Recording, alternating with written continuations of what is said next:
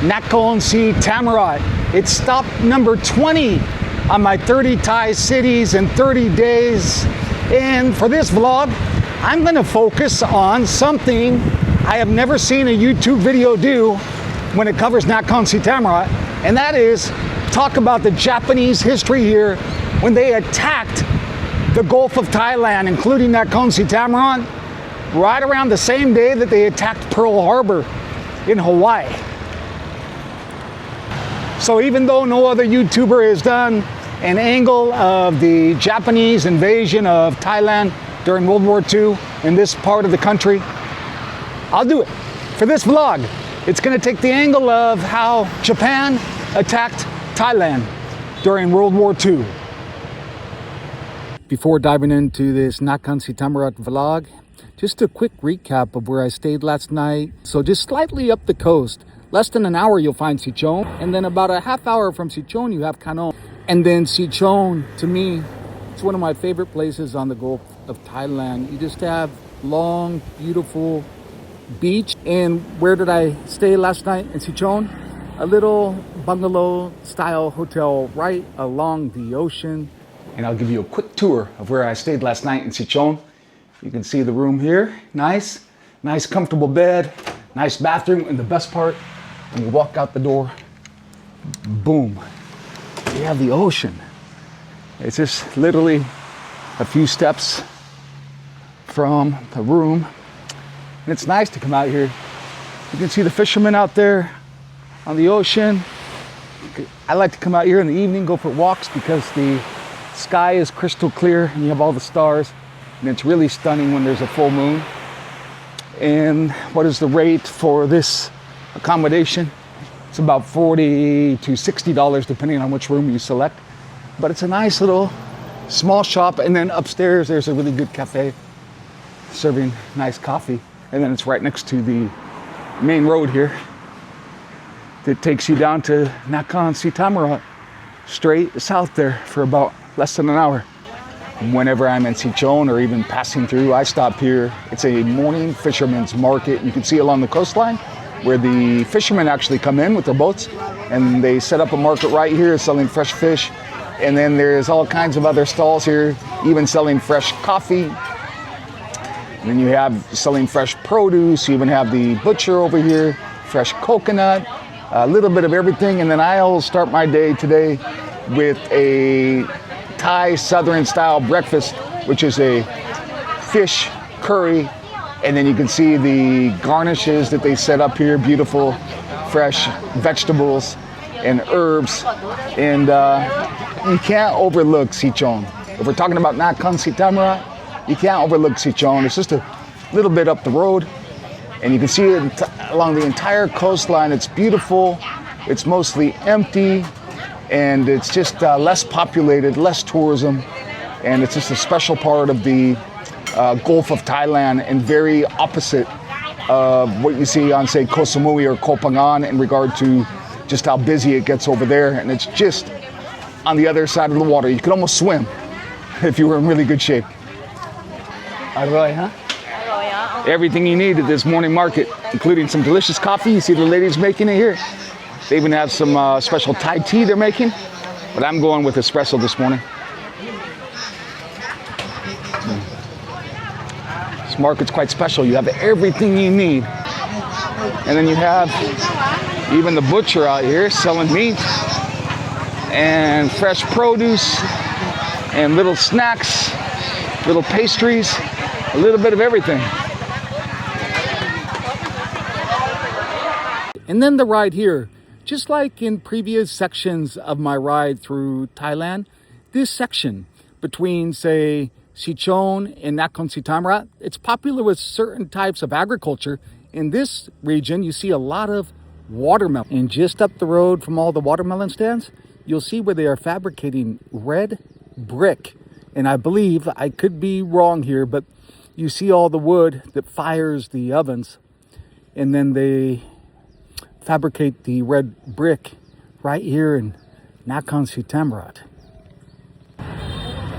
Let's take a quick look at where Nakhon Si Thammarat is exactly. It's only about an hour and 20-minute flight from Bangkok, and it's located just off the Gulf of Thailand.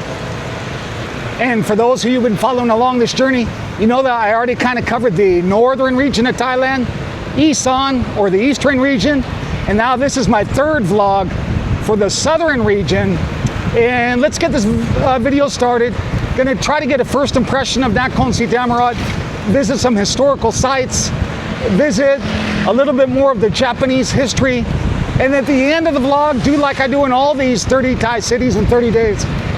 I will answer the two questions. One, is it worth visiting here as a tourist?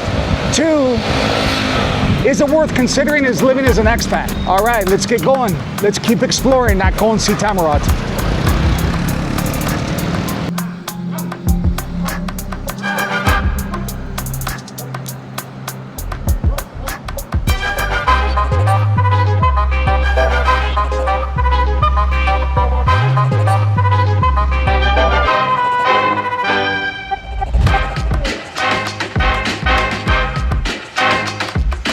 This right here is the location of where Japan invaded Thailand during World War II. On the same day as Pearl Harbor, within hours, they also attacked different points across Thailand.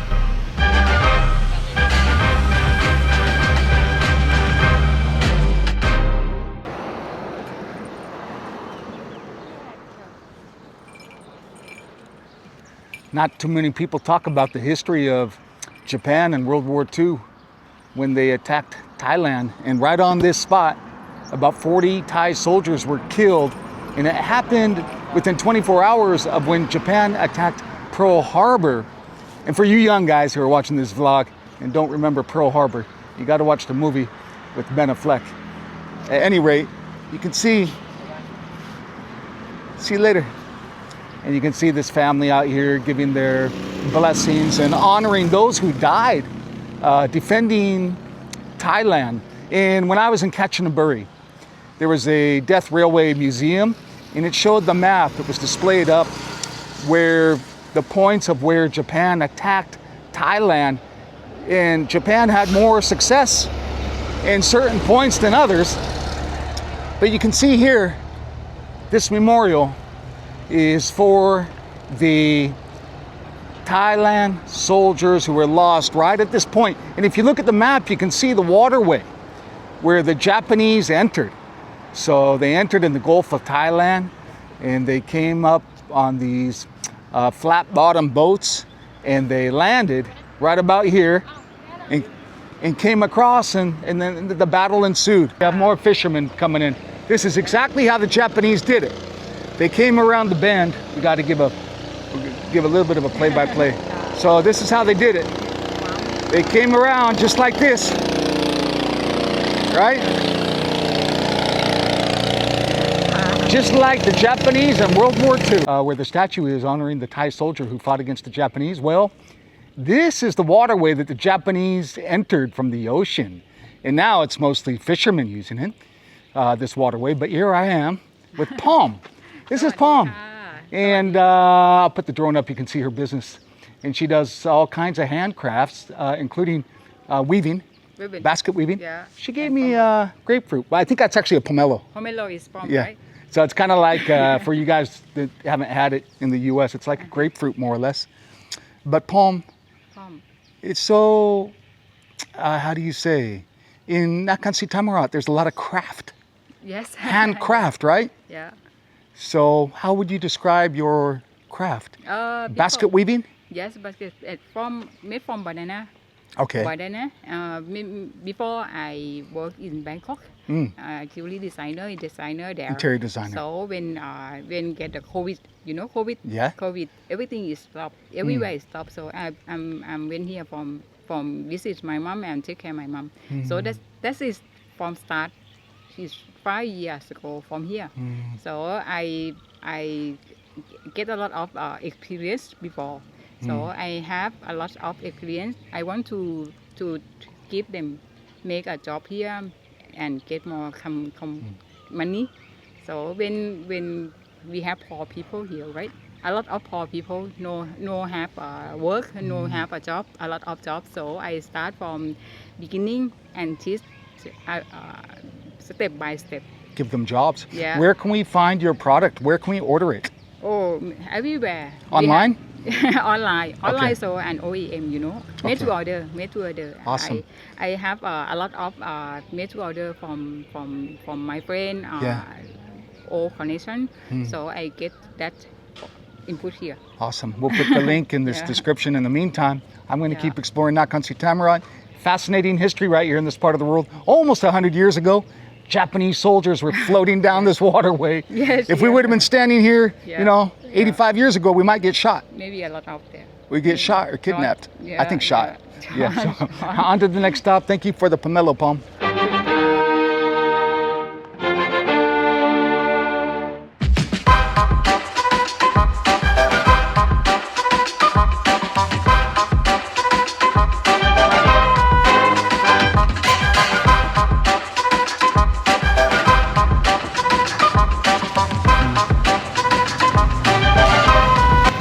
Something to know, I guess, that with Nakhon Si Thammarat compared to, say, Sichon and Khanom up the road. Something to note because we have a bigger town here. It's about, I think, 120,000 people population. We have more amenities. So you're going to have a couple Starbucks in town. I'll order espresso. Espresso. 6 shots. 6 shot. Yeah, 6 shot. yeah.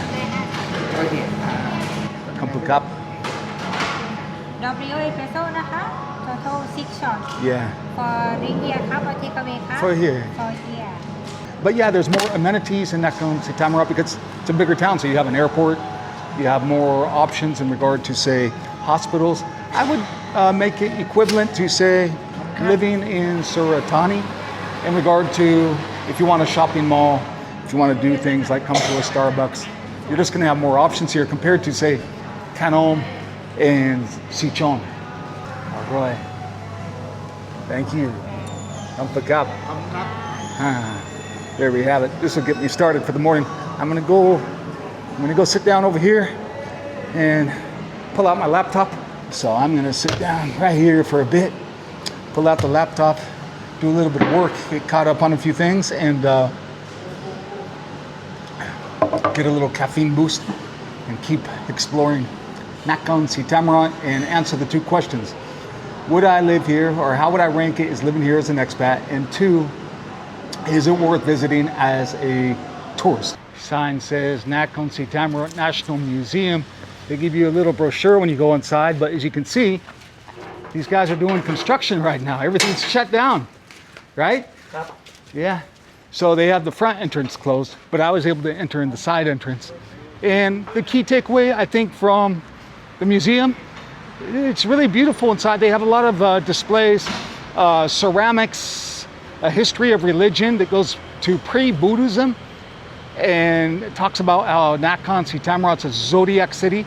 There's 12 of them along the Thailand coast here, and it tells a history through ceramics and metalwork that, in fact, signs of early man in this region of the world dates back to as far back as 8,000 years, and also some metalwork that dates back 2,000 years.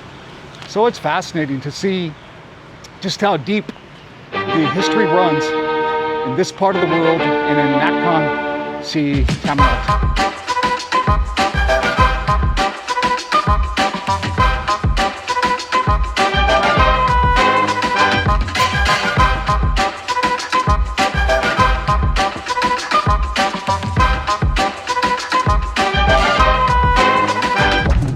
Nakhon Si Thammarat, Thailand That's where we are. That's where I am. I'm going to show you this historic temple. Thank you. Thank you. I don't dare try to say that myself. I would mess it up, so had some help. And this temple is well known. For example, on this motorbike trip, I'm not really visiting temples because I get what I call temple fatigue. But sometimes when I come to a town, I'll check for attractions. This site has on Google Maps so many like check-ins or whatever you want to call it, reviews or photos. So I knew it was special. It's a future UNESCO historical site.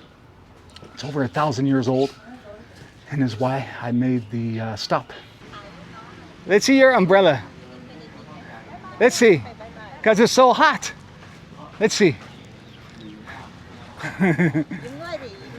What a great idea, that umbrella. You know, it's literally really, really hot out here, so any sort of shade feels pretty good. And I parked my motorbike over here. A few guys said they would just watch it. They told me where to park it. So I'm gonna go grab the motorbike and see where the next stop's gonna take me. So my bike is all good to go. Next stop, I'm just gonna go up the road here, grab a bite to eat at a local place, and do what I do on every video, answer the 2 questions.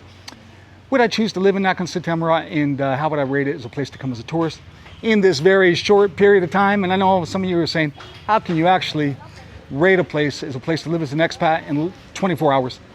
You can't really, but you do get, at least I do, get a feel of a place pretty quickly. A gut feel that I will feel in the first 24 hours that would kind of dictate whether I would even consider it. So, and just a quick comment. So I leave all my stuff here, the bike and everything, and even all my belongings. One guy sitting out here said, hey, park here. I don't even think twice about it in Thailand. Leave all my stuff, never really have to worry about anything being taken, especially in these towns like Nakhon Si Thammarat. I think it's just a plus. It makes this kind of journey, this adventure, 30 Thai cities in 30 days, a little more doable. The safety part, so I can lock up my camera, video, all that stuff in that little motorbike, and even leave my bag out there in places like here and not really have to worry about, you know, if it was somewhere else in the world, especially even in the US right now or Europe or anywhere else, especially Latin America, you couldn't do that.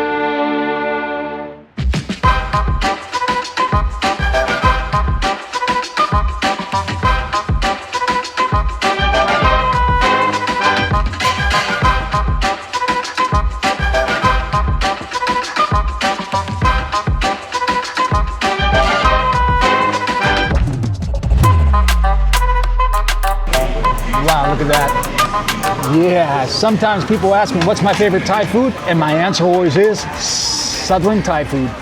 In particular, I love this crab curry. It's #1 on my list for my favorite Thai food.